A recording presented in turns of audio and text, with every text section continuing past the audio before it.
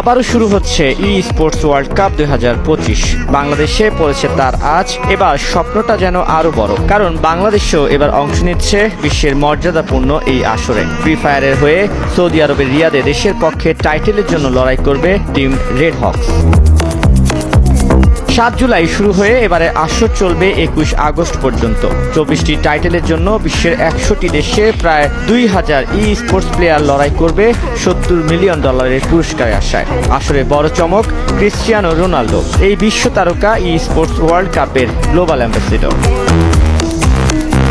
সম্প্রতি দেশে অনুষ্ঠিত হয়েছে ফ্রি ফায়ার টুর্নামেন্ট FFBC'র ফাইনাল, যেখানে প্রাইজ পুল ছিল 60 লাখ টাকা। চ্যাম্পিয়ন্স টিম রেড হকস জিতেছে এবারে টাইটেল, সঙ্গে জিতে নিয়েছে বাংলাদেশের হয়ে সরাসরি ই স্পোর্টস ওয়ার্ল্ড কাপে অংশ নেবার সুযোগ।